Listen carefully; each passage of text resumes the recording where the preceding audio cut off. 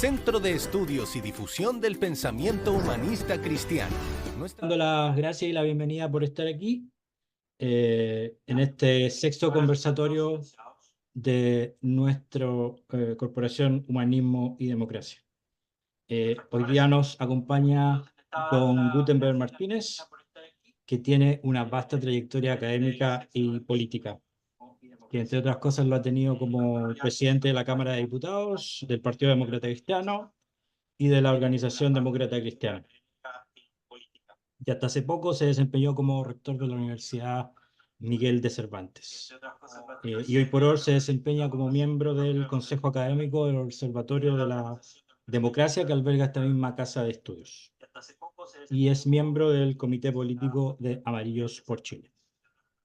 Lo hemos invitado para que lidere esta conversación sobre los resultados del plebiscito del reciente domingo, en que, como sabemos, la opción en contra del proyecto constitucional resultó ganadora. El formato de esta sesión es que una vez que nuestro expositor finalice su intervención, abriremos el foro para sostener 2 o 3 rondas de 2 o 3 preguntas. Así que sin otro preámbulo y dándole las gracias por estar en este conversatorio, le doy la palabra a don Gutenberg Martínez. Bueno, muchas gracias, Diego, por la presentación y muchas gracias por los que están presentes y que se han hecho tiempo en estos días especiales para que nos podamos reunir. Yo hago la aclaración que, como siempre, cuando uno le encargan algo, a veces no está consciente de la magnitud del desafío.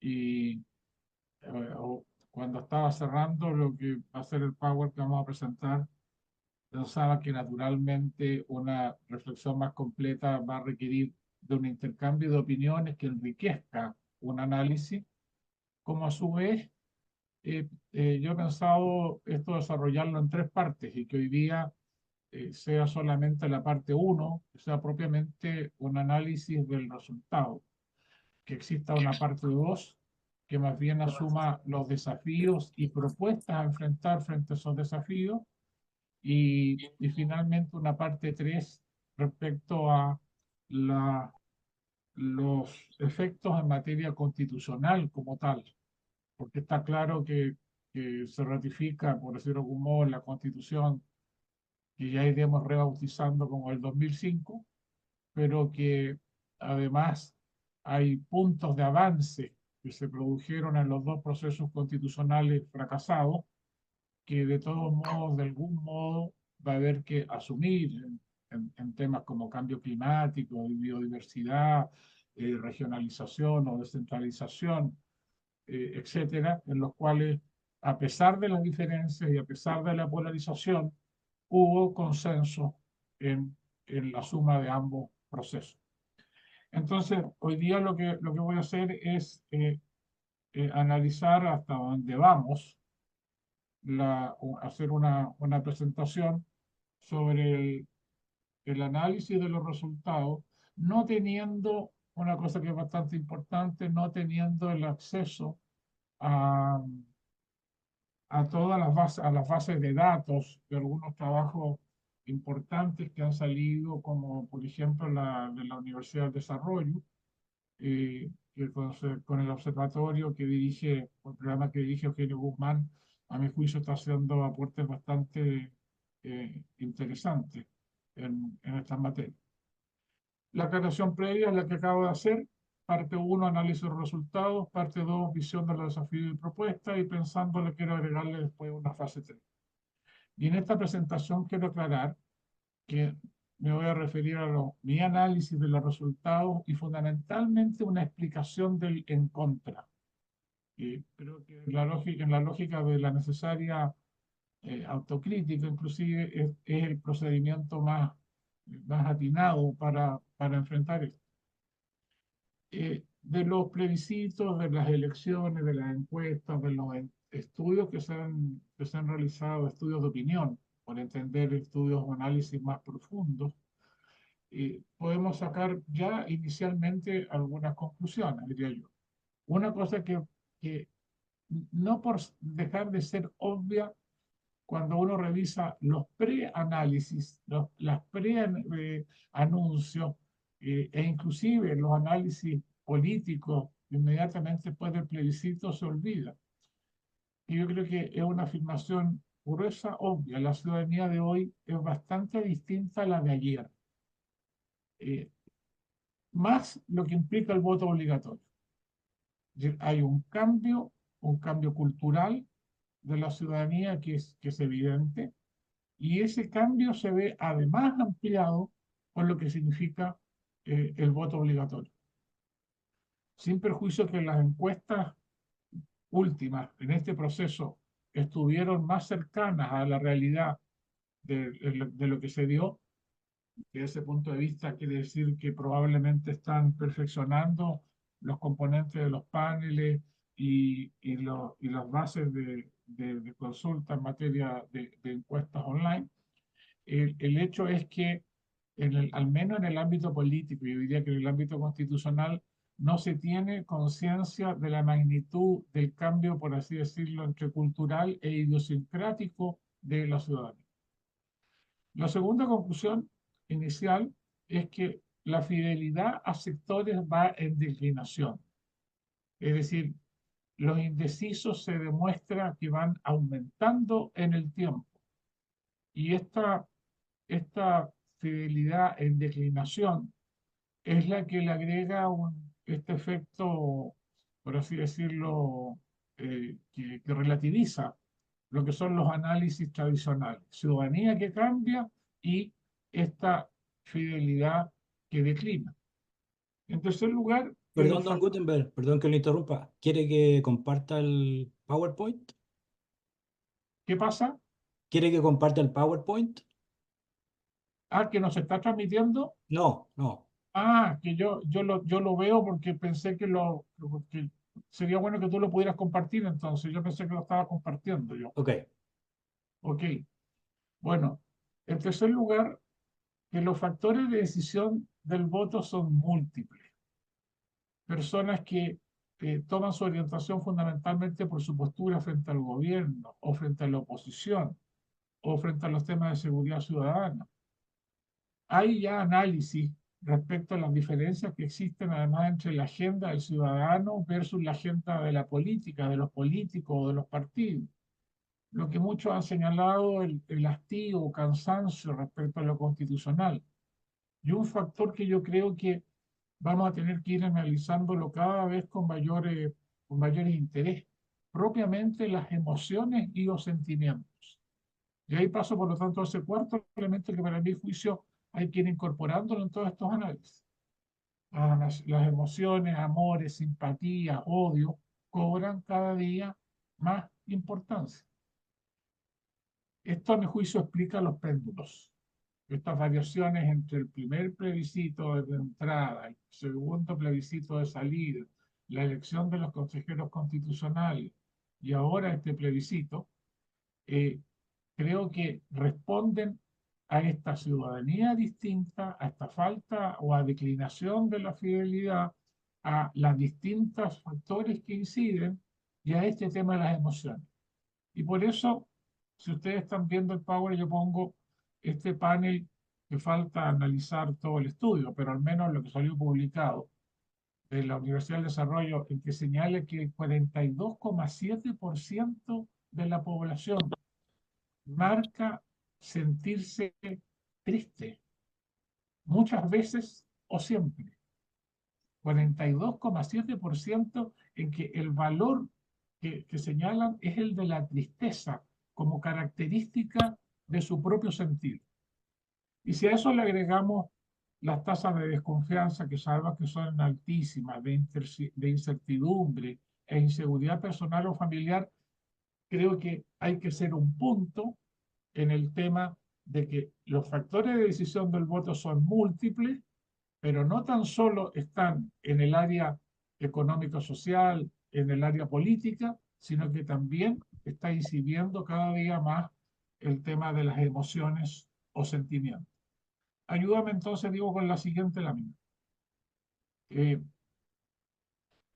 Yo digo antecedentes 1, las obvias, pero para empezar a hacer una reflexión. El resultado del plebiscito del 2022, el apruebo que sacó un 38,11 y el rechazo casi el 62%. Y el resultado de este plebiscito, el a favor un 44 y fracción y el en contra un 55,76. Diferencia se obtiene si hacemos el traslado entre el rechazo del plebiscito del 2022 y el a favor, que sacó el 44, hay un 18% menos de apoyo a los que entendían que el rechazo tenía que traducirse casi matemáticamente en un a favor. Y por la otra parte, lo que fue los que estuvieron por el apruebo la vez pasada, el 38, casi 38,11, hoy día en un contra el 55, si se hace el traslado, es un 17,65 más. A mi juicio, el punto importante aquí son los grados de diferencia. El 2023, entre lo que triunfa hay un 17,65% de la porción minoritaria. El 2022 fue un 23,78%. Pero lo que a mí me hizo un poco de ruido fue tomar este elemento de la elección presidencial pasada. Boric 56, Kast 44. 56, Boric en contra 55. Kast 44, a favor 44.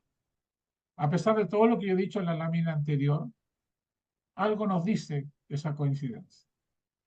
Y después, tres factores a mi juicio, como mi lógica es tratar de explicar más el en contra, que son los que tienen aparentemente mayor a mi juicio, relevancia en cuanto a que son puntos que ayudan a la mayoría. Lo que ha salido en términos que el 70% de las mujeres menores de 34, perdón, que entre las mujeres menores de 34 años, el 70% marcó en contra. Un promedio similar en el nivel de los jóvenes. Y me he encontrado con la sorpresa y he estado hoy día dedicado bastante a chequear con algunos obispos evangélicos, algunos analistas de ese sector, la fuerte decisión en contra en el mundo evangélico. En el mundo evangélico que es más conservador, pero que es más conservador en lo ético o en los temas morales, por decirlo desde un punto de vista religioso, pero que no es conservador en los temas socioeconómicos. Bueno, y ahí hay un análisis que es en materia de una conversación mayor de cómo en las comunas que hay alta incidencia evangélica y especialmente de algún tipo de iglesia evangélica, la, la mayoría del en contra se ve robustecido. Los siguientes antecedentes, a mi juicio duro, son este cálculo que se ha hecho que no cálculo, sino que estudio de opinión, en que el 27% de los que votaron rechazo ahora votaron en contra. El 27% de los que votaron rechazo ahora votaron en contra. Y el 42% de los que se declaran contrarios al gobierno, no cálculo, sino que estudio de opinión, en que el 27%... No, que quería saber cómo te ha ido con los caballos. Perdón, el 42% de los que se declaran contrarios al gobierno votan en contra. A mi juicio son dos elementos importantes, porque la campaña del a favor trató de hacer un giro respecto a convocar a los contrarios al gobierno a votar a favor. Estos estudios que declaran que el 42% de los que se declaran contrarios al gobierno votan en contra, muestra que el análisis simplista de que esto favorece al gobierno o que esto representa una nueva mayoría no tienen sustento. Y en el tema de seguridad, que fue uno de los temas que por el contrario usó reiteradamente la campaña de la favor, al menos en el Gran Santiago no tuvo impacto, porque de las 46 comunas con más delincuencia, que están en un plan especial, algo de la calle contra la violencia, algo así, no sé cómo le llaman.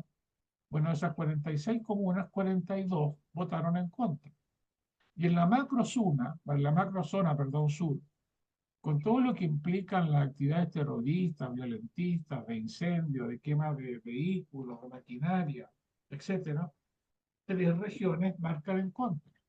Y solo la Araucanía lo hacen a favor con el 53,5%, habiendo votado por el rechazo en 2022 el 73,6%, es decir, 20 puntos menos.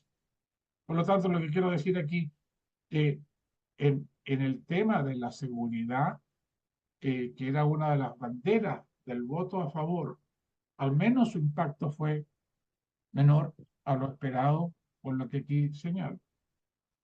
Después, lo otro que llama la atención es el triunfo en contra en la región metropolitana con un 58,83 en contra de un 41,17. En 2022 el apruebo sacó un 42,3 y el rechazo un 53,7. No es, por lo tanto, un solo traslado de la diferencia, sino que hay alrededor de 4 puntos más que obtiene el 58,83. Es decir, aquí contra se anota un punto, a mi juicio, relevante, porque no tiene solo una explicación en cuanto al traslado de votantes del rechazo al en contra. Y en la zona norte, la migración, que fue un gran factor en 2000, bueno, en la presidencial, en la primera vuelta, en torno a París, en los plebiscitos siguientes, pero fundamentalmente en el plebiscito del rechazo, entre el 2022 y el 2023, la migración, a pesar de esto, no produce efecto en la zona en cuanto a que también gana en contra. Hipótesis 1, entonces, a partir de esto. Parte del voto rechazo pasó al en contra. Los libertarios, Rojo, 2 senadores más y varios diputados. El mundo evangélico, fundamentalmente representado por este Partido Social Cristiano, que yo creo que va a dar que hablar, en quienes el cambio del qué por quién no influyó. Esto tiene relevancia porque este mundo evangélico, como decía yo antes, es un mundo esencialmente más conservador en los temas morales. Y por lo tanto, me imagino que los estrategas de republicanos pensaron que esta era una vía para interpretar a los sectores más conservadores sobre estos temas, básicamente el tema del aborto. Y el cambio del qué por quién no influyó. Y por el contrario, influyó negativamente en el mundo de las mujeres.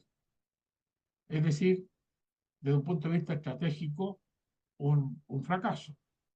Pero digo entonces, parte del voto rechazo son los libertarios, es este mundo evangélico más conservador y un sector que para mí tiene mucha importancia y significado, de una de centroizquierda democrática inobjetable y de centro, con personas como Lagos, como Tone, como Walker, como Tenaragá, como Velasco, como Arboe, como Parada, en que algo representan, a mi juicio, de la parte del voto rechazo que pasa en contra. Si uno analiza comunas como Ñuñoa, comunas como La Reina, comunas como Providencia, comunas como San Miguel, comunas que pudiéramos caracterizar de comunas de sectores medios con mucha formación cívica, creo que parte de este tipo de centro izquierda y centro explica los cambios que se dan en esos estamentos. Y parte del mundo moderado independiente, porque claramente ese porcentaje del 27% que sale de los que votaron rechazo incorpora también propiamente un mundo moderado independiente que se agrupa en todos los análisis en este factor de los indecisos. En los temas del apruebo, en que se le dio fuerza a poner término al proceso, a los temas de seguridad, a los temas de cambio del sistema político, y a los temas de ser oposición al gobierno, aparentemente no influyeron significativamente. Son hipótesis a seguir analizando. Hipótesis 2, digo yo. Creo que parte de la explicación de lo sucedido es que se posicionó el juicio que era una constitución de derecho. En todo, la gente no sigue los noticiarios, no sigue el proceso constituyente en el detalle. Probablemente las discusiones ya más específicas a artículos de la Constitución o a temas del mismo, en el periodo anterior, paralelo al desarrollo de la Convención, lo que probablemente ve el ciudadano es ideas genéricas o imágenes genéricas. Y mi impresión es que se posicionó este juicio en ese tiempo, con declaraciones como la de Luis Silva, cuando dijo que la Constitución respondía más a una visión de derecha o centro-derecha, o de un señor Valenzuela, que aparentemente es una estratega dentro del Partido Republicano, que señaló que nunca estuvo planteado la necesidad de un acuerdo o el consenso. Y se vio reforzado por la alta presencia de personeros políticos de derecha durante el proceso del Consejo y posteriormente ya una vez entregada la propuesta constitucional. Si se recuerda, desde un punto de vista aparentemente estratégico, en el plebiscito las personalidades políticas bajaron su presencia y el rechazo se fundó más en el planteamiento de lo que podrían ser ONG o órganos intermedios de la sociedad, agrupaciones de independientes de distinto carácter, gente del mundo agrícola por el tema del agua, el tema del rodeo y el tema del plurinacionalismo, etc. Creo que se fue posicionando en el subconsciente de muchos ciudadanos el que esta era una constitución más bien de derecha, lo cual se fue afianzando con los denominados gustitos republicanos. El que ya recordábamos del qué al quién, que al final de cuentas todo parece que no tenía un sentido mayor en cuanto a las explicaciones que se dieron al momento de que fue atacado esto, porque pudiera, a juicio de los en contra, tener impacto en el tema de las tres causales.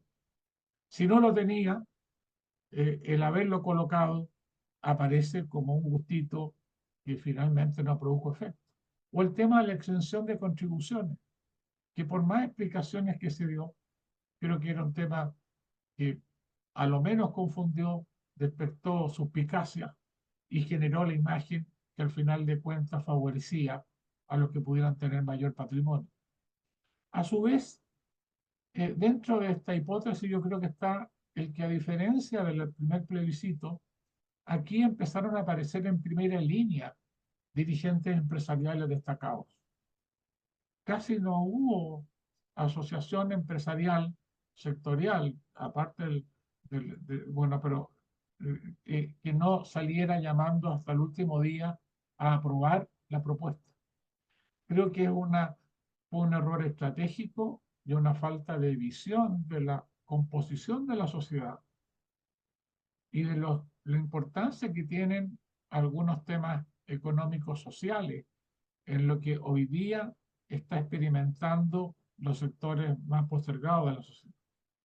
Y finalmente, creo que la franja de la favor, que inicialmente, a mi juicio, tuvo algunos spots bastante bien planteados, fue aumentando quizás porque iban conociendo las encuestas que implicaban, que mostraban que el en contra se mantenía muy arriba, fueron cambiando hacia una expresión más confrontacional, que se expresa bien con esta expresión del que se joda, que los publicistas que la crearon y los políticos que la alabaron debieran estar arrepentidos desde un punto de vista estratégico hoy día. Una tercera línea de hipótesis es que la campaña en contra posicionó juicios discutidos, pero que influyeron. Yo puse una expresión tranquila, discutidos, pero está claro que en el debate y en la polarización, unos más que otros o ambos, usaron tipos de argumentación que excedían de lo que claramente se exponía en la propuesta constitucional, sean a favor o en contra. La propuesta, el mensaje generado por la estratega de en contra, en cuanto a que la propuesta afecta a la mujer, a los derechos ya ganados y amenazaba al aborto de las tres causales, por lo que uno ve en la composición electoral, en lo que significa esa porción mayoritaria de mujeres jóvenes volcadas masivamente en favor del rechazo, creo que claramente fue un efecto estratégico logrado. La propuesta de las contribuciones señalada como una propuesta que favorece a los más ricos, creo que lo mismo. El señalar que la propuesta era marcadamente algo de la derecha y algo que probablemente no aparece en la discusión, pero que es posible que impacte a nivel de los indecisos, la gente de centro izquierda. Uno de los grandes elementos por los cuales, a mi juicio, se ganó el plebiscito anterior con el rechazo a la propuesta de la Asamblea Constituyente fue el que fuera transversal ese rechazo. Y hoy día la transversalidad, al menos en imagen, aparece más en el en contra que en el a favor. En el en contra está la extrema derecha, innegablemente, lo tuvieron, la derecha tradicional o Chile Vamos, personalidades de la centroizquierda y partido de los, bueno, naturalmente del socialismo democrático, en lo que es la alianza de gobierno, más la sumatoria de la DC y lo que pudiéramos calificar Frente Amplio o extrema izquierda. Y todos se sienten parte del club. Para un observador independiente, el contra mostró una transversalidad mayor en lo que pudiera ser la transversalidad de la favor, que estaba en la extrema derecha, en Chile Vamos, y lo que podía representar demócratas y amarillo. Ahora, a pesar de su campaña el en contra, insisto que todo mi enfoque es más a tratar de explicarnos el por qué gana el en contra, en que ellos también reivindicaron a semejanza a la mujer que aquí se afectaba a los derechos o expectativas de los pueblos originarios, me da la impresión de que esa parte de la campaña en contra no tuvo mayor efecto por lo que he podido observar en la zona de Biobío y Araucanía en el análisis de las comunas en las cuales gana el a favor, donde es más sólido el gana a favor precisamente en comunas que se caracterizan por una composición de pueblos originarios. Y así pongo Carahue, Coyipulli, Cañete, Lonquimay, Porén, Tirúa a modo de ejemplo. Algunos avances de conclusiones. Primero digo, algo que ha salido ya desde antes, durante el debate y después. Los extremos no son capaces de lograr acuerdos mayoritarios o consensos mínimos en el país. Las dos propuestas constitucionales lideradas por los extremos son rechazadas. Y son 4 años, durante 4 años no logran el respaldo. Segunda conclusión, que la polarización de las élites no alcanza al menos, yo creo que más, a 1/3 del electorado. Ese grado belicoso, ese grado conflictual, el intercambio de apelativos duros, esa polarización del todo o nada, polarización que se dio en el trabajo constitucional, en que indicaciones que se generaban por amarillo demócratas buscando el acuerdo de ambas partes estaban de acuerdo, pero estaban en desacuerdo de votarlas de conjunto. Estoy pensando en el tema de la huelga, una indicación, por así decirlo, que reconoce todo lo que significa el significado de la huelga, en que ambas partes, o parte de la derecha y parte de la izquierda estaba disponible y habían logrado aprobarla, no se aprueba porque no se es capaz de expresar un acuerdo en un tema tan crucial como ese. En tercer lugar, parte importante de ese tercio que rechaza las propuestas, las rechaza porque no representan acuerdos y un cierto sentido común en el rechazo de ayer y en el rechazo de hoy. En cuarto lugar, ninguna de las dos mayorías, ni el casi 62 y el casi 56 de este plebiscito, a mi juicio, reflejan una mayoría estable. Y por lo tanto, las cuentas alegres de quienes pensaron en el Consejo Constitucional que habiendo obtenido los republicanos la mayoría que obtuvieron, esa mayoría ya estaba consolidada para seguir expresándose hacia el futuro y que sus convicciones ideológicas eran las que representaban a esa mayoría y que se demostró que no era válido, también el 55,7 no reflejan una mayoría estable y menos una mayoría convergente o coincidente desde este sector de los libertarios al Frente Amplio. En quinto lugar, un viejo adagio electoral. Las elecciones se siguen ganando por el centro. Y en sexto lugar, a pesar de eso, es efectivo que el centro no tiene una representación suficiente aún, que en un mundo electoral o ciudadano, elector, en que hay menor fidelización, el centro no logra todavía tener una presencia que le permita generar una fidelización que pueda seguir lo que son sus conclusiones, su lineamiento, sus posturas. Y un segundo avance en conclusiones, pensando ya en los desafíos hacia el futuro, pero simplemente insinuándolo, porque eso es una parte 2.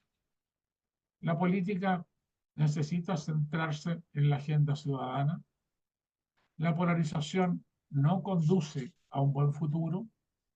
Están desde los trabajos intelectuales, eh, que estuvieron muy de moda hace algunos años, como los países en los cuales las instituciones funcionan, la democracia funciona y en la cual el grado de acuerdo o de consenso en las cuestiones básicas son los países que progresan.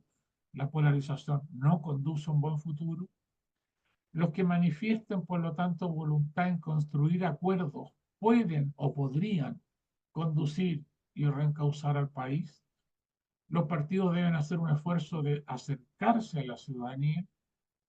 Y yo que vengo del mundo de la política, en el último tiempo más metido en la academia, pero el mundo de la política, aunque suene duro, por decirlo así muy claro, para tratar de motivar, hay que despolitizar la política. Se necesita autocrítica de todos los sectores. Lo que uno lee con posterioridad por parte de los actores políticos, yo diría que no se asume este método que uno en la universidad aprende, que la autocrítica es parte de la esencia de cualquier trabajo intelectual o de pensamiento. Se necesita autocrítica de todos los actores. Son 4 años perdidos, pero no tan solo perdidos en lo institucional, sino que por omisión perdidos en cuanto a las prioridades eh, que afectan al país, por omisión de esas prioridades que afectan al país. A Dios gracias, en eso se ha observado en estos días que aparentemente pudiera haber una posibilidad de volver efectivamente a una agenda más ciudadana. Después que hay que fortalecer nuestra democracia, porque a pesar de sus deficiencias, funciona. Yo creo que todos nos sentimos orgullosos de tener un país en el cual el sistema electoral, a poco andar en el atardecer, da los resultados no cuestionados por nadie.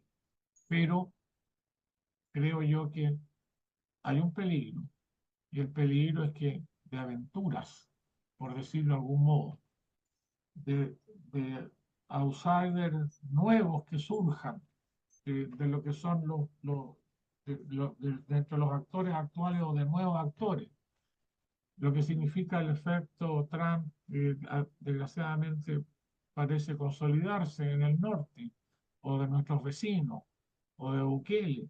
El peligro de Ahí aventura está la U presentando. está La U a la presentando. Por tanto, con esto les agradezco. La idea mía ha sido provocar con una presentación, poder dialogar a los efectos de enriquecer el análisis para una próxima oportunidad entrar a una parte 2. Esto es desafío y propuesta a partir del análisis presentado. Me proponía tener una exposición de 30 minutos, me he pasado en 5 y eso mismo también me ha obligado a hacer planteamientos más generales, de tal manera de poder provocar la conversación y seguir perfeccionando el análisis. Eso sería. Muchas gracias y estoy a la disposición para dialogar sobre el tema con tantos buenos amigos presentes. Bueno, muchísimas gracias, don Gutenberg, por esta exposición. Así que ahora abro el foro para ver si tenemos preguntas. Se pueden inscribir. Vamos a recoger 2 o 3 preguntas. Veo que Enrique tiene la manito alzada y esperaremos por una segunda pregunta. A ver si alguien tiene una segunda pregunta. Ignacio Walker la está pidiendo por el chat. Entonces vamos primero con don Enrique y luego con don Pero Ignacio y luego con don Pedro. Perfecto. Ok, Enrique. Gracias, Diego. Gracias, Gutenberg, por tu excelente análisis, realmente cubriendo muchas dimensiones.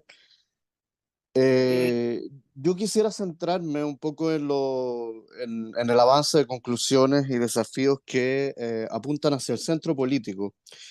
Y preguntar lo siguiente, porque me pasan dos cosas. Yo siento que efectivamente hay una oscilación, hay un péndulo presente, pero me da la impresión que hay un doble péndulo, que hay un péndulo entre los extremos, por un lado, que es el péndulo que se marcó tanto en el balotaje como en el primer plebiscito y en este segundo plebiscito parece no haberse anotado, porque los extremos parecen haber estado del mismo lado. Pero sí me parece a mí, y no sé si lo comparte o lo comparten, digamos, el centro también está en un movimiento pendular. O sea, en algún minuto hay un centro que está llamado a votar contra la izquierda y en algún minuto hay un centro que está llamado a votar contra la derecha. Y por lo tanto, no se produce una unificación de pareceres moderados o prudenciales respecto de la política o respecto de un futuro pacto social o respecto, en el fondo, de una democracia de los acuerdos. Eso por un lado. Y se abre, digamos, la puerta, creo yo, y también lo coloco para ser comentado, digamos, de que estamos frente entonces a dos polarizaciones simultáneas. La polarización natural que ocurriría sin plebiscito, sin balotaje, sin estos sistemas de decisión binarios, que es propio de la extrema derecha y la extrema izquierda, y estas nuevas polarizaciones, estos nuevos péndulos, que aparecen producto de que se parte en dos la decisión del centro político. Muchas gracias, Enrique. Y ahora vamos con don Ignacio y luego con don Pedro. Bueno, muy bien, Gute, muy interesante tu presentación, como siempre. Yo en general la comparto, así que más que comentarla, quiero formularte una pregunta en tu calidad de miembro del Comité Técnico de Amarillos. Una pregunta, pero amigable y fraternal, no complicada. Si no, no estaría aquí, si no, no estaría aquí. Bueno, la pregunta es muy precisa, porque noté un poquito ausente en tu análisis el tema amarillos, demócratas y todo aquello. Y la pregunta es la siguiente, o sea, bien precisa. ¿Qué incidencia, cómo evalúas tú la presencia militantemente favorable, perdón la redundancia, a la favor de amarillos, de demócratas y de Eduardo Frei Tagle? ¿No? En el sentido de que hasta qué punto movieron o no movieron la aguja. O sea, el grado de incidencia que pueden haber tenido en el resultado. Considerando, por ejemplo, siguiendo tu propio análisis, la cifra, que el 44% del voto a favor es exactamente el 44% de Kast, ¿no es cierto?, de la segunda vuelta del año 2021. Exactamente el mismo 44%. Entonces, si uno considera el impacto de amarillos, de demócratas, de Eduardo Frei Ruiz-Tagle, con toda la visibilidad que tuvo, que fue muy fuerte, ¿no?, en los medios de comunicación en las últimas 2 semanas o el último mes. Bueno, ¿movieron la aguja o no movieron la aguja? Pareciera que no, pero quiero saber tu análisis. Y relacionado con eso, ¿qué comentarías tú sobre una eventual hipótesis de una posible derechización de Amarillos y Demócratas y del propio Eduardo Frei Ruiz-Tagle, ¿no? En el sentido de que fuerzas que vienen de la centroizquierda por el rechazo, yo creo que todo lo que estamos aquí, me imagino, fuimos parte de la centroizquierda por el rechazo. Entonces, ¿hasta qué punto se mantiene su perfil autodefinido como partidos de centro, ¿no?, frente a esta eventual derechización? Y relacionado con esto, y con esto termino, porque si es cierto lo que tú mismo señalas como hipótesis de que esto fue percibido como una constitución de la derecha, y yo comparto completamente esa impresión, y la derecha dura, ¿no es cierto?, sobre todo republicano, con casi todo lo que sabemos, y los partidos de Chile Vamos. Entonces, ¿hasta dónde Amarillos, Demócratas y el propio Eduardo Frei pusieron algún sello en este contenido y en esta discusión? Porque los 33 votos que votaron a favor son los 33 votos de republicanos y Chile Vamos. Esa es la pregunta, en el fondo es un solo tema, ¿ah? Pero me gustaría que pudieras reaccionar. Y por supuesto. Don Gutenberg, ¿qué prefiere? ¿Una pregunta más o quiere Sí, responder a las... veamos si hay otra pregunta. Ya. Don Pedro, cerramos esta primera ronda de preguntas y después el primero de la segunda ronda es don Ricardo. ¿Perfecto? Ok, muchas gracias.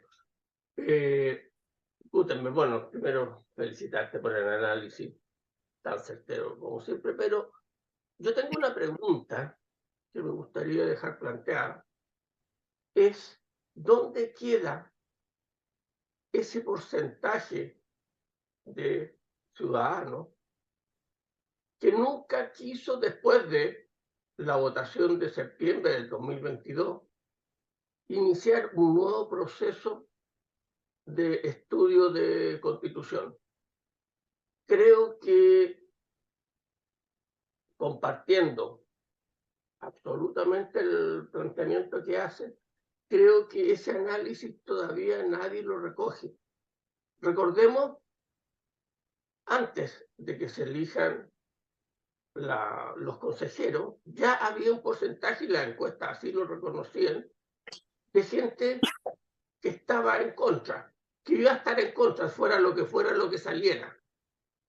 Y obviamente, cuando triunfa republicano, y republicano, yo diría, desde mi punto de vista y desde mi análisis, logra ese éxito parcial relativo en el tiempo, debido a que ellos se presentan no queriendo un cambio de la Constitución.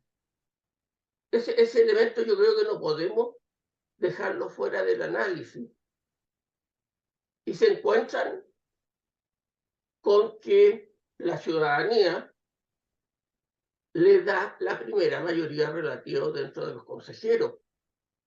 Y le dicen, ya, usted que no quería la Constitución, toma, aquí tiene la pelota para escribirla. O sea, ese para mí es el contrasentido más grande de todo este último proceso. Y la segunda consulta que quisiera plantear es qué hubiese pasado si, a la luz de las encuestas, que claramente identificaban y daban claro de que el en contra ganaba, y era imposible que se iba a remontar la diferencia o el favor al en contra, republicano, teniendo los 2/3, o sea, perdón, los 23 votos de los 50, o sea, los 2/5, pateaba el tablero, pateaba la mesa y rechazaba todo el articulado, y nos quedábamos sin plebiscito. Pues son dos consultas para Gutenberg, que obviamente sabe muchísimo más que yo, lo cual le reconozco. Muchas gracias. Muchas gracias, don Pedro. Así que ahora vamos con usted, don Gutenberg, y dejo al tiro amarrados para la siguiente ronda a don Ricardo Brodsky y a don Ricardo González, en ese orden. Bueno, gracias a Enrique, a Ignacio y a Pedro por los aportes. Primero, en lo de Enrique, esta doble polarización que él ve en materia del centro. Yo creo que ahí hay un desafío. No siento que se haya saltado el río. eh, no siento que quienes legítimamente tomaron la opción del contra, hablemos de este grupo, una constitución que nos una, de Velasco, de Darboe, de la Javiera Parada, o la actitud o la conducta y la decisión de Ignacio y de Genaro, de Otone, del mismo presidente Lago. Yo no veo que esa diferencia respecto en esta vuelta del plebiscito implique que se impida lo que yo creo que es la misión, y en parte comienzo a contestar también a Ignacio, es la misión que yo lo coloco como en un capítulo 2, digamos, pero que es la necesidad de generar una convergencia suficientemente amplia que permita tener un centro que rompa la polarización, un centro que eh, incursione primero experimentalmente en las municipales, incursione con más fuerza en las parlamentarias, inclusive incursione en la presidencial y apunte a lo menos a pasar a la segunda vuelta. Pero con eso contesto en parte ya el tema. No veo que haya una diferencia en eso.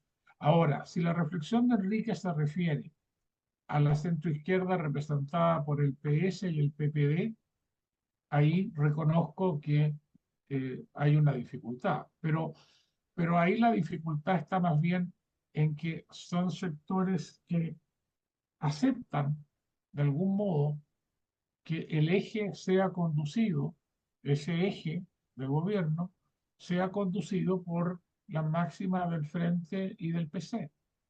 En el diálogo en el Consejo Constitucional eso fue muy patente, en que personas del PPD, personas del PS nos decían que estaban de acuerdo con las intenciones nuestras de buscar consenso en 4 o 5 temas que aparecían como cruciales para lograr una constitución que lograra un apoyo muy mayoritario, y en que nos decían estamos de acuerdo, pero tenemos a su vez un acuerdo en términos de actuar en conjunto, toda la coalición de gobierno, que al final de cuentas era actuar de conjunto aceptando el veto o la conducción del PC y del Frente Amplio. Entonces, ahí yo diría que si por ahí fuese lo de Enrique, yo creo que ahí reconozco que hay una dificultad. Pero hay un mar de personas de centro izquierda, ex PPD, ex socialista, aún militante. Hay un mar de alcaldes, por ejemplo, de esa línea. Hay varios parlamentarios que los vemos actuando, que también están en esa línea, pero en la lógica de independizarse de ese otro sector de la extrema izquierda, para así decirlo. Y por otro lado, yo creo que también respondiéndole a Enrique, pero también respondiéndole a Ignacio, creo que hay fuertes posibilidades, no sé si con Evópolis como partido, como colectividad completa, pero hemos notado actitudes de dirigencia de Evópolis y de personeros de Evópolis a nivel de regiones y de comunas, con los cuales creo que es perfectamente posible generar una plataforma conjunta que vaya, por lo tanto, de algunos sectores del centro izquierda que ya han estado antes, que estuvimos juntos en la centro izquierda por el rechazo, más algunos sectores hacia la izquierda y algunos sectores hacia la derecha. De hecho, la noche del plebiscito del domingo, Amarillo sacó una declaración en la cual señala que el punto 3, el punto 2, el punto 1, el llamado al encuentro o al reencuentro ciudadano, el punto 2 es la necesidad de hacerse cargo de los temas ciudadanos, por decirlo de algún modo, y el punto 3 es que la tarea que asume Amarillo es la convergencia de un centro en los términos que estoy señalando, amplio, que sea capaz de juntar o de unificar a todos esos sectores. En eso intento contestar lo de Enrique y en parte en contestar lo de Ignacio. El convencimiento es, por eso así ha sido una afirmación en las conclusiones, que los extremos con sus agregados, los extremos no logran generar posiciones de consenso o no logran construir acuerdos.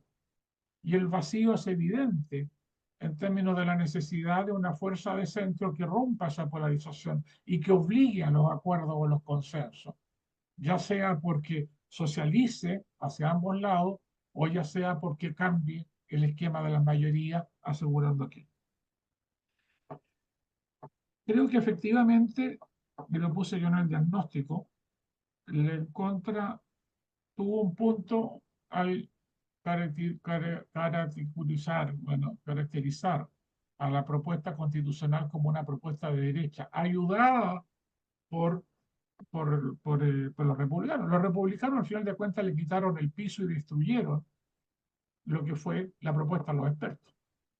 Y entraron en una competencia con la izquierda. Acuérdense que había 1000 indicaciones de unos y de otros para modificar a los expertos.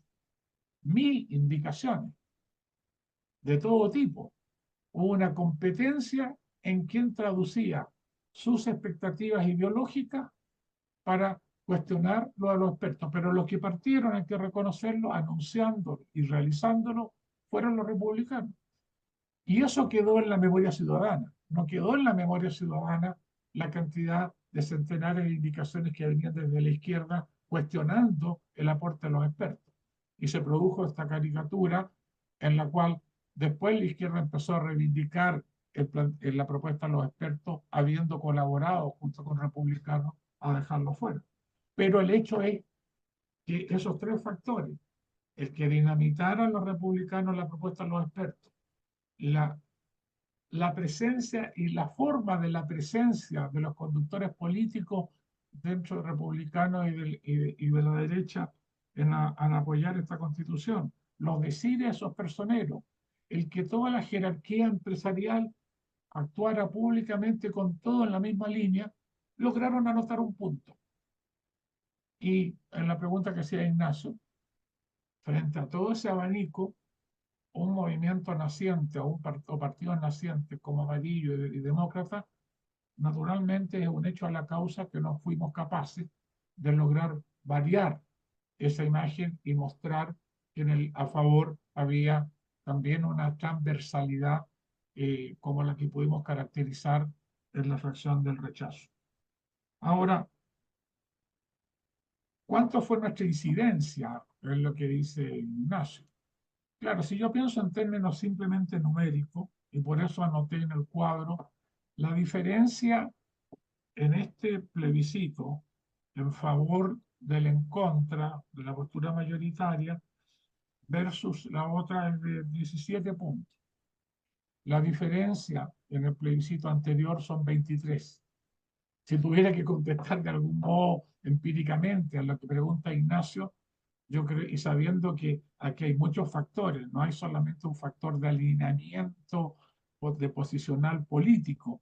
Por eso que decía yo, hay factores emocionales, hay factores de oposición o aprobación al gobierno, hay factores de hastío constitucional, no es matemático el traslado, pero lo menos ahí hay un 6% que se mantuvo en una cierta posición, que es mayor a la diferencia que se produce en este último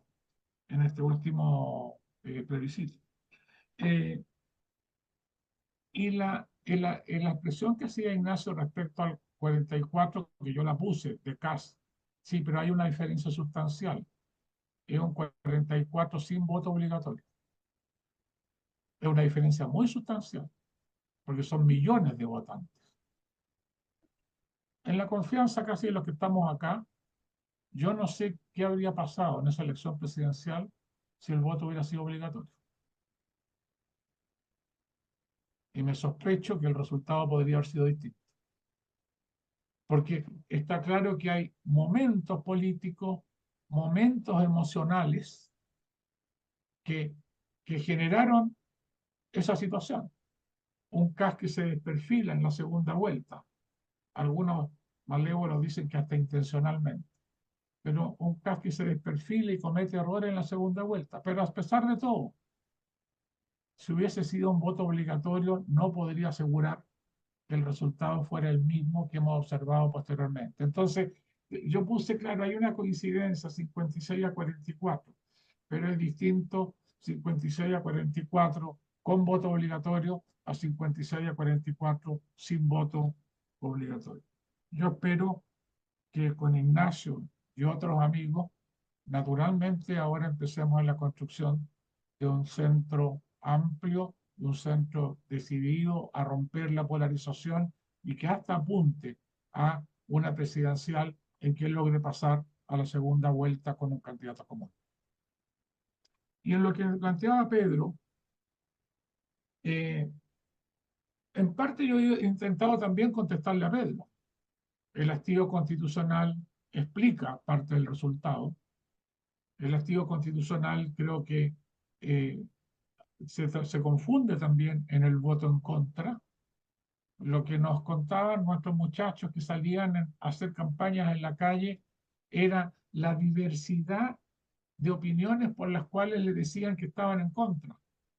Y cómo cada conversación era un verdadero diálogo para simplemente establecer la verdad de lo que fueran los distintos planteamientos. Yo creo que parte del estilo constitucional está también en el en contra.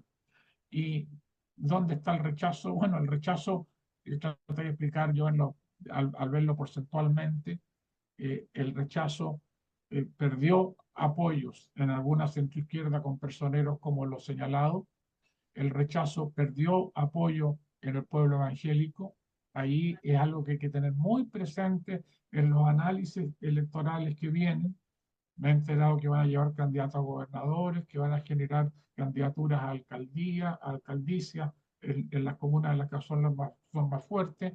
Cuando se mete ese tema, la importancia que tiene en Brasil el factor de partidos alineados religiosamente, o en Centroamérica, todo este escenario de que no es lo mismo la sociedad chilena y los votantes chilenos del hoy respecto al ayer, creo que se va a acentuar. Me quedo ahí por el momento. Muy bien, muchas gracias. Y ahora vamos con una segunda ronda de preguntas que probablemente sea la última. Así que le doy la palabra a don Ricardo Broski, luego don Ricardo González y luego don Luis Recabarren, si es que aún está interesado en hacer la pregunta. Mira, primero saludarlo a todos, agradecerle a Gutenberg su exposición, muy ilustrada además. Yo, más que una pregunta, o se puede formular como pregunta, yo creo que muchos pensamos antes de este plebiscito que Chile estaba encaminándose hacia un nuevo clivaje, ¿no? Donde el plebiscito anterior y la elección de los consejeros, si se ratificaba, digamos, aquello en este plebiscito, creaba una realidad política bastante nueva, digamos, ¿sí? Sin embargo, eso no pasó. O sea, no hubo un nuevo clima. Y de alguna manera, si uno mira los números, volvemos un poco a la situación anterior al 2022. ¿Sí? De hecho, la mayor transversalidad estuvo puesta en el en contra. ¿Sí? No solamente de que estaba, digamos, el conjunto de la izquierda y una parte muy significativa de la centroizquierda, sino que también estaba parte de la derecha. ¿Sí?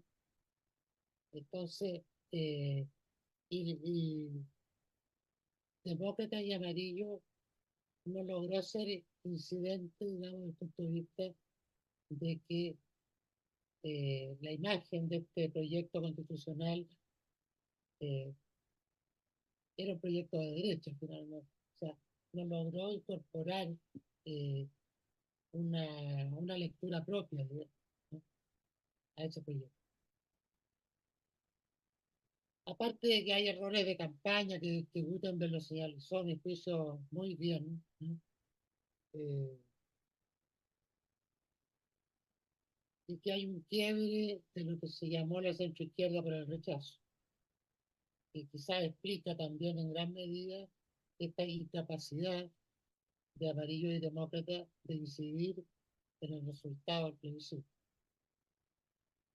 Ese quiebre se expresa en el hecho de que, bueno, Ricardo Lagos, Ignacio Walker, la gente que hemos hablado ya, se manifestaron por el encuentro, aportándole transversalidad a la posición, digamos, del gobierno. Entonces mi pregunta tiene que ver con esto del nuevo clivaje, si realmente es alguna idea que podemos descartar o no. Eso. Muchas gracias, don Ricardo. Ahora vamos con don Ricardo González y luego don Luis Recabar. ¿Aló? ¿Se oye? ¿Sí? Sí, se oye, perfecto. Sí.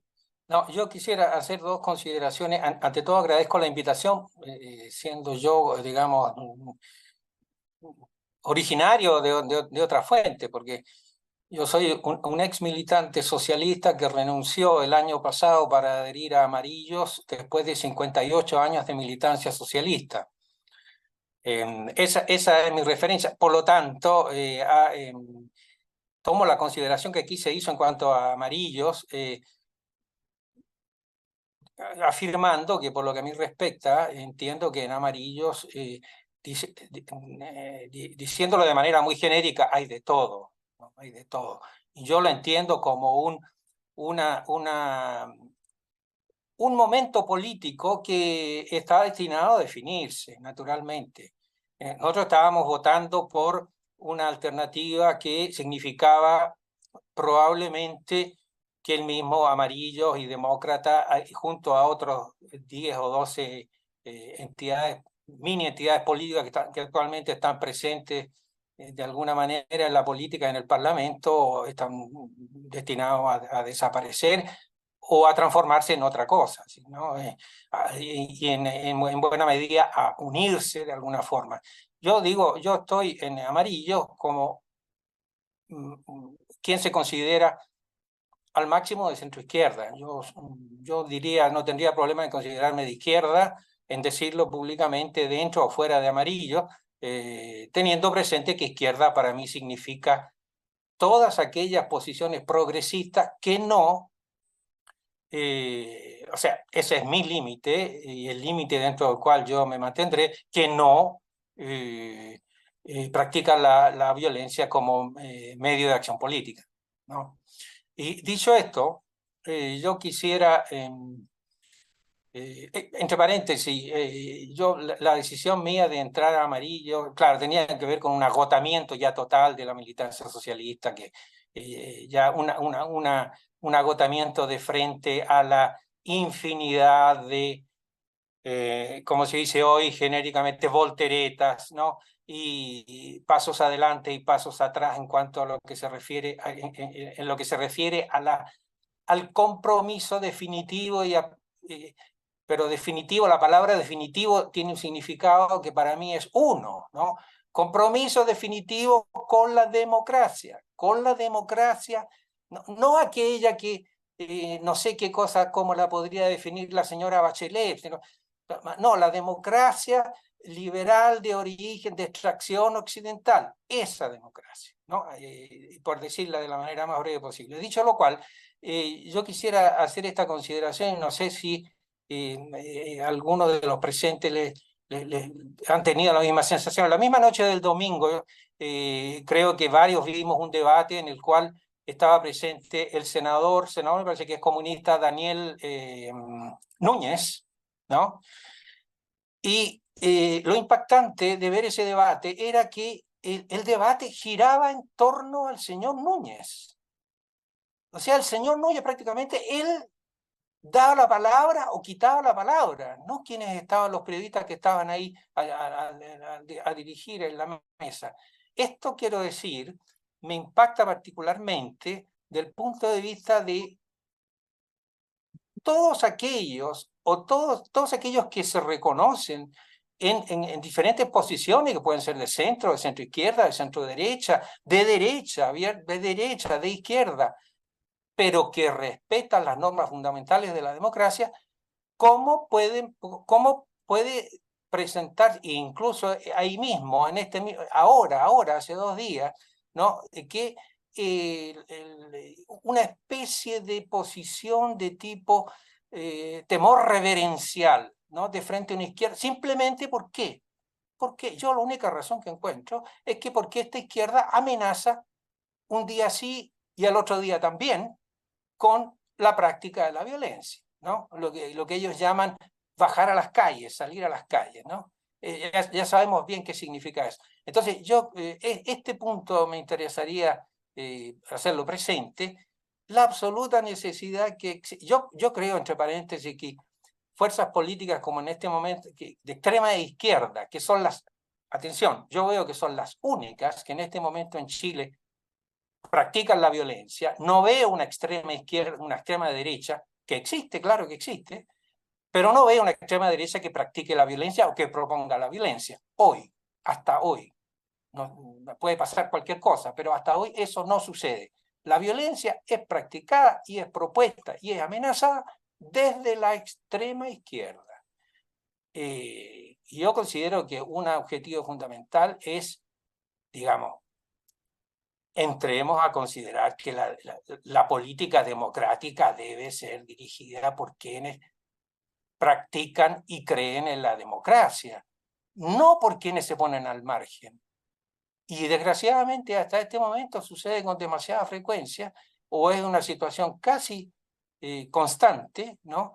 De que, de una especie, la expresión que decía, un temor reverencial de frente a gente a la cual hay que enfrentarla. Un partido comunista con las características del Partido Comunista Chileno, yo veo que ya no queda en América Latina, queda en Chile. Dejemos de lado Cuba, obviamente. En América Latina ya no hay, ¿no? En el mundo, en Europa, que es el punto de origen, tampoco, ya no pesan. Si uno mira los poderes que realmente de Europa, Reino Unido, Italia, Francia, Alemania, ya eso no existe, ya desapareció. Yo creo que esa es la óptica en la cual habría que enfrentar la política que viene a través de... va a reaparecer el tema constitucional, de eso no sé si alguien tiene alguna duda al respecto. Esto lo han dicho entre dientes, y cuando ellos hablan entre dientes ya se sabe qué significa. Eso, nada más, perdón.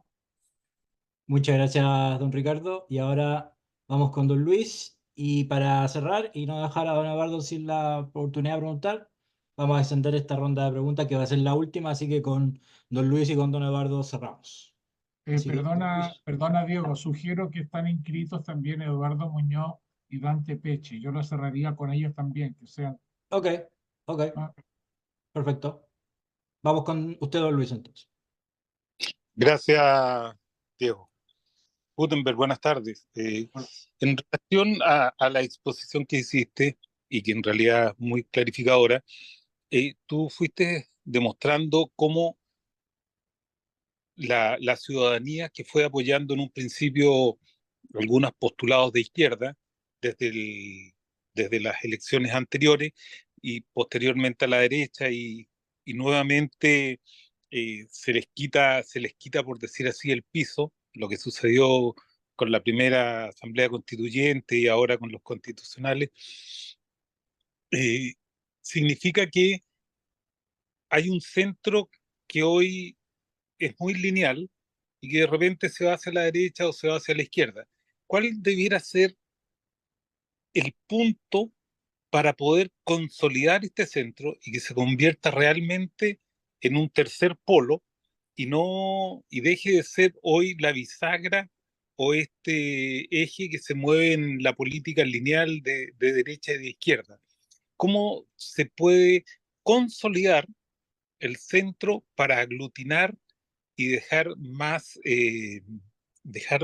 sólida la postura del electorado de centro? Va por ahí mi consulta, Gutenberg. Gracias.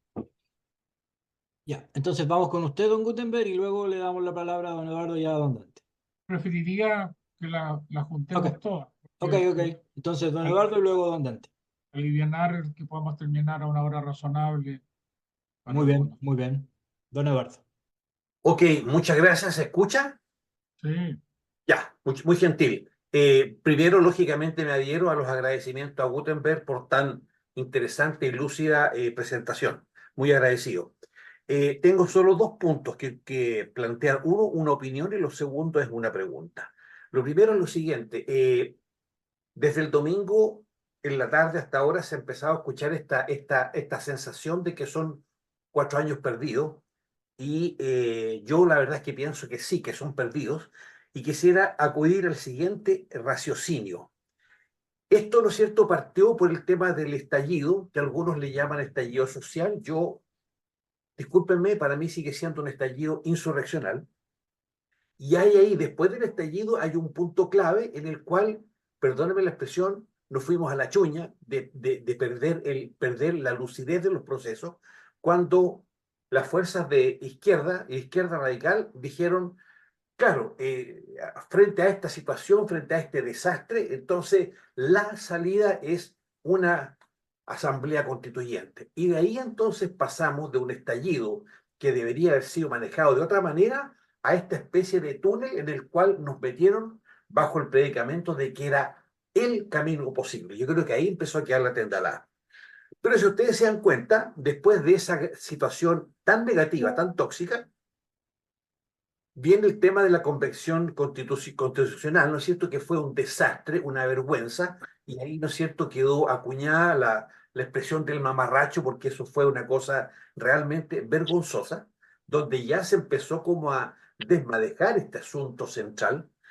Y si ustedes se acuerdan, además, el estallido, ¿no es cierto?, supuestamente se basaba en un clamor nacional de que queremos mejor educación, mejor salud, vivienda, previsión, y resulta que durante todo el proceso constituyente, en el primero de la convención y el segundo de ahora, la verdad es que esos no fueron los temas principales, no fueron los regalones de la discusión. Entonces, y además, ¿no es cierto?, finalmente, de repente aparece un senador, José Miguel Insulza, que planteó una posición que finalmente yo creo que es la que agarró vuelo. Cuando Insulza dijo, ¿saben qué más dijo? Si en realidad, bueno, si no estamos tan mal con la constitución vigente. Eso fue una tremenda sorpresa, la gente de izquierda casi se lo comió, ¿no es cierto?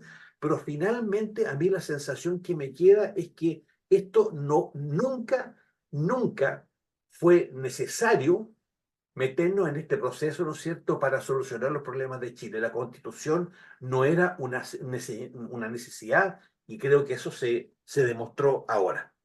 Esa es mi opinión. Y con respecto a la pregunta, es la siguiente.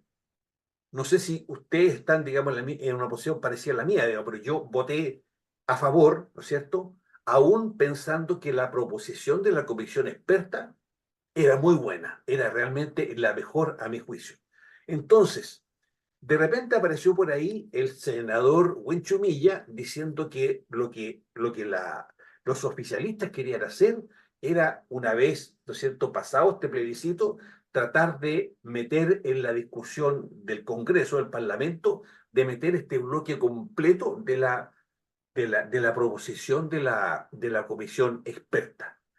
Mi pregunta es, y a propósito, concuerdo con lo que dijo uno de ustedes hace un rato, creo que fue Pedro, de que esta cuestión del tema constitucional va a seguir dando vueltas. ¿Hasta qué punto, Gutenberg, piensas tú que lo que hizo la comisión experta puede ser una especie de reinicio de una conversación más seria, profunda y reposada sobre el tema constitucional? Gracias por darme la oportunidad, ha sido un agrado estar con ustedes. Muchas gracias a usted, don Eduardo. Y ahora vamos con don Dante, si es que quiere usar la palabra. Sí, muchas gracias, Diego. Gracias, Gutenberg. Me gustó mucho la presentación que hiciste, la data, la información, el análisis. Muchas gracias.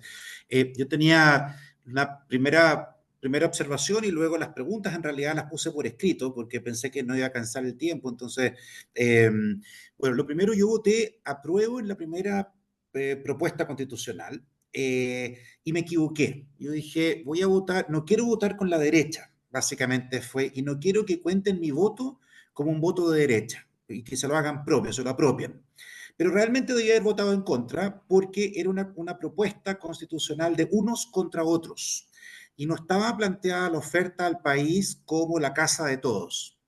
Y en esta segunda vuelta voté en contra, voté rechazo, porque ahora hice el mismo razonamiento y dije, la primera vuelta me equivoqué, debí haber rechazado, en la segunda vuelta voto que no, precisamente porque es una oferta de unos contra otros y claramente no está planteada como la casa de todos y por lo tanto eso fue lo que llevó adelante mi voto. No fue un discernimiento capítulo por capítulo o algo por el estilo, sino que el combo en su conjunto. Y me habría encantado que obviamente la propuesta de la comisión experta esa fuera la que hubiese fluido y ojalá lo hubiésemos votado en bloque y ahí habría estado muy contento de votar a favor porque es un acuerdo muy transversal. Ahora, las observaciones que quería hacer tienen que ver con ¿y ahora qué? Y el ahora qué tiene que es ¿qué pasa después del diagnóstico? Que me parece acertado, me parece que estamos todos más o menos en sintonía, no hay disidencia en los puntos de vista realmente, pero ¿y entonces ahora qué? Y yo comparto esta idea de que con suerte en esta conversación representamos al tercio del electorado de los ciudadanos, con suerte. Y el otro 2/3, ¿qué pasa con ese 2/3? ¿Y cómo le hablamos al otro 2/3 de una manera que sienta que esta no es una conversación abstracta, una volada, digamos, de personas que viven en un mundo paralelo, que no están en el día a día de la gente? Y a mí me encantaría tener una conversación y reflexión sobre eso, incluyendo algún benchmark, es decir, mirar dónde el centro existe y dónde el centro la lleva. Y cuál es la narrativa de un centro que gana, que convoca, que es el articulador. Porque yo creo que el centro está en retroceso en todas partes, no solo con nosotros. Entonces, tengo la curiosidad de saber dónde el centro ha recuperado terreno, dónde el centro tiene una propuesta que a la gente le hace sentido, que otorga gobernabilidad, pero también captura sueños. Y ahí hay un tema que los gringos, bueno, yo he estudiado ciencia política toda mi vida, que los gringos le llaman el kitchen table conversations, es decir, las conversaciones de sobremesa, de lo que habla la gente común y corriente en el día común y corriente y sobre las cosas que le afectan en lo común y corriente. Y los demócratas en Estados Unidos son acusados por los republicanos de que se van en voladas ideológicas y que el 80% de lo común y corriente lo encuentran como rasca, lo encuentran como una conversación que no aporta mucho, porque es una conversación así como simplona. Y hasta cierto punto descalifican a la gente común y corriente. La gente que ha hecho el servicio militar, la gente que tiene poca educación, la gente que es evangélica, la gente que, digamos, que tiene incluso un toque de racismo. ¿Por qué? Porque se siente amenazada por los inmigrantes o por este mundo multicolor de las costas norteamericanas, elitista, etc. Entonces, ahí hay un mundo en que, por lo menos los gringos lo han estudiado bastante, que dicen, cuando uno habla de la ideología, tiende a descalificar a muchísima gente porque uno habla de una suerte de superioridad moral e intelectual. Y eso a la gallada común y corriente le pega duro y la ofende gratuitamente. Entonces, el último punto que tiene que ver con algo que ya mencioné, cómo construir una coalición amplia que convoque y que convoque en bonito, que convoque a una épica en colores, como nuestro arcoíris original. Entonces, una épica que sea amplia, generosa, que acoja, que no descalifique, y que sea muy, muy, muy amplia y diversa, y que esa sea su fortaleza, precisamente la diversidad. Pero eso requiere, y también eso es algo que yo he mirado, requiere generosidad de los que convocan. O sea, ¿quién convoca? ¿Quién convoque que diga, mira, yo voy a convocar y me pongo segundo en la fila? Yo voy a convocar y no aspiro a liderar. Mi liderazgo es desde no liderar, para que otros puedan brillar y para que esos otros puedan brillar, yo pudiendo hacerlo, me resto del brillo, pero ayudo a que eso ocurra. Entonces, bueno, dejo tirada la pelota y me encantaría, Guto, una continuidad de esta conversa en el dando vuelta a la página en cierta medida y respondiendo a la pregunta para mí sustantiva es ¿y ahora qué? Muchas gracias. Muchas gracias, don Dante, así que le doy la palabra a don Gutenberg. Bueno, yo quiero agradecer todas las intervenciones y consultas. Y varias de ellas yo creo que para lograr lo que yo estimo que se tiene que buscar, exigen tener capacidad para responderlas y exigen decisión política en esa línea. Yo lo dije un poco al comienzo, para mí ese es parte 2, porque creo que el ideal es ir madurando el qué pasó. Con todos los años que uno lleva a decir con esta cuestión política, aunque en el último tiempo ha estado más en segunda liga, estaba tercera o cuarta, uno ve que son muy pobres, a mi juicio, y yo he participado en muy pobres análisis postelectorales que sean profundos y que generen consecuencias, con consecuencias en materia de propuestas marco, genéricas, pero también políticas públicas más específicas. Y en este cambio que hay en la ciudadanía chilena, creo que exige que un análisis de este tipo se perfeccione y se profundice. Tenemos que tener más claro qué es lo que pasa en nuestra gente, qué es lo que pasa en nuestra sociedad. Porque si no, caemos en las categorías tradicionales para explicar, y esas categorías tradicionales no explican lo que se ha producido. Los cambios conductuales son muy gigantescos. Yo por eso colocaba esto de la tristeza. A mí me impresiona mucho. Si el 42% de los ciudadanos indican que viven en que la tristeza es un tema en su vivir, y me dicen que el porcentaje mundial es muchísimo menos que la mitad de aquello, y en América Latina entiendo que muchísimo menor aún. Bueno, hay un tema aquí hasta en las emociones que tenemos que ser capaces de entender e interpretar. Bueno, cuando el Consejo Constitucional fue una gran frustración en cuanto al nivel de nuestra política y de nuestro liderazgo político.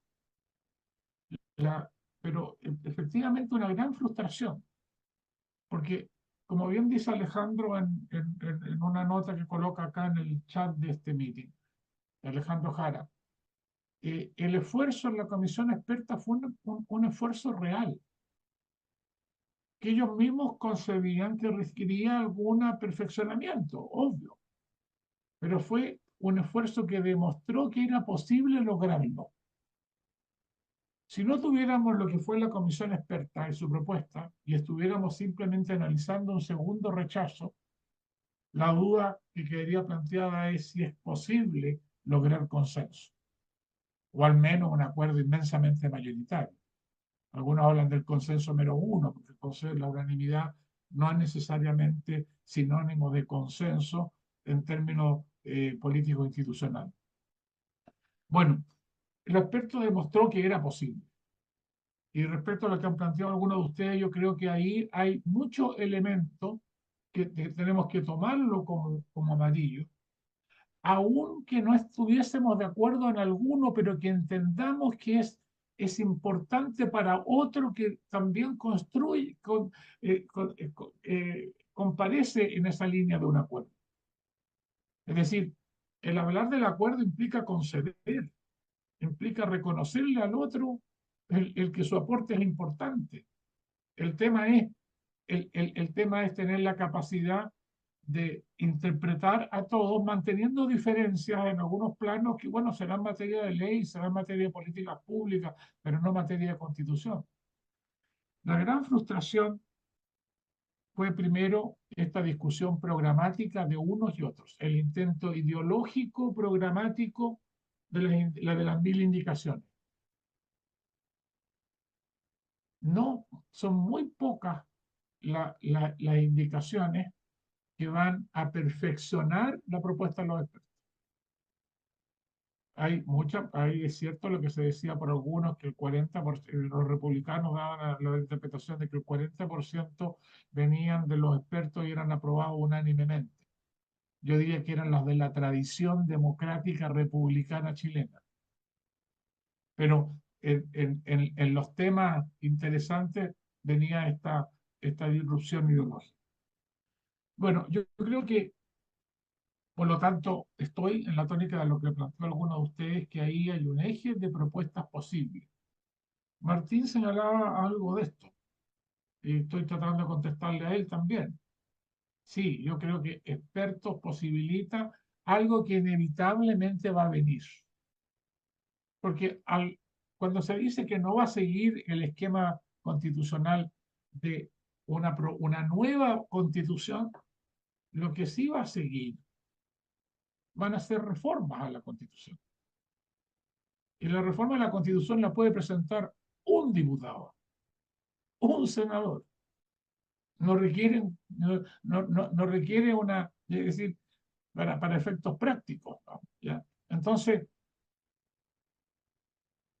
creo que ahí hay un área que hay que conversarla, que hay que trabajarla, que hay que dialogarla en este centro amplio, que nos da material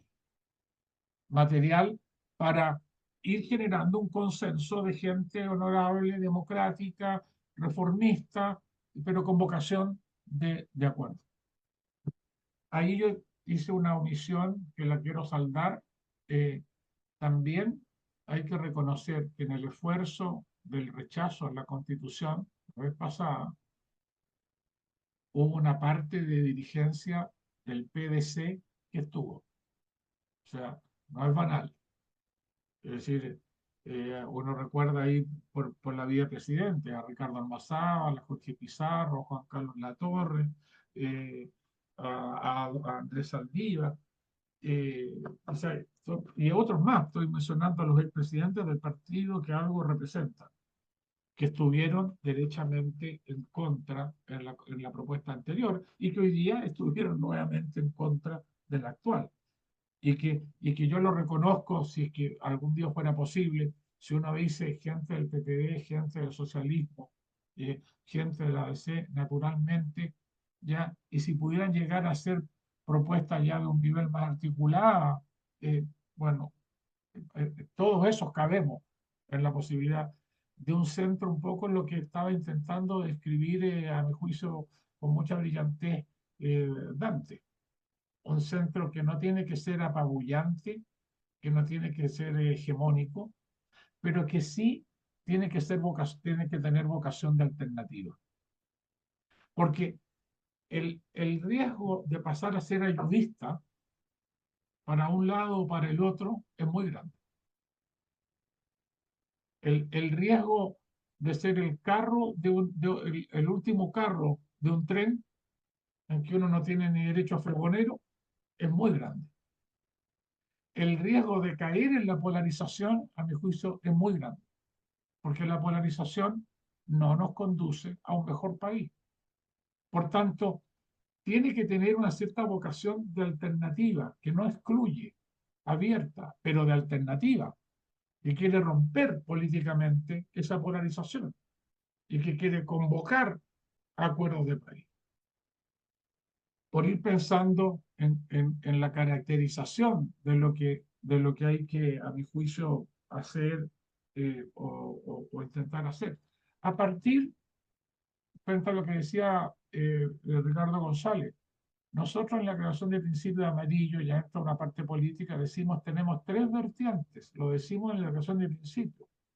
Tenemos la vertiente del aporte social cristiano, tenemos la vertiente del aporte socialista democrático y tenemos la vertiente del liberalismo progresista. Lo tenemos puesto en la declaración de principio. Y por tanto, eso es lo que ya también nos abre la posibilidad de ayudar a articular un centro.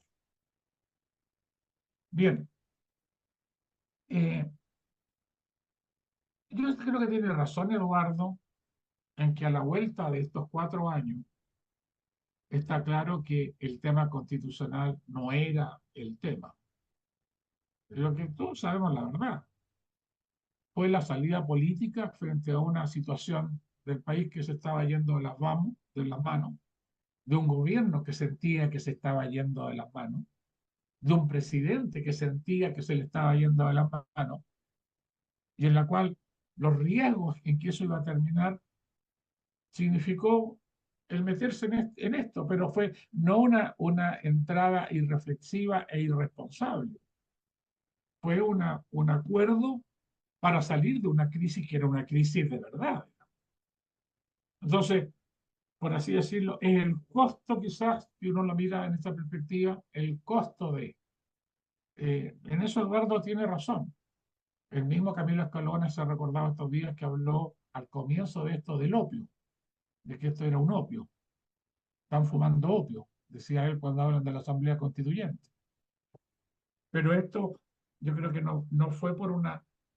Había una necesidad objetiva de agregar temas a una base constitucional.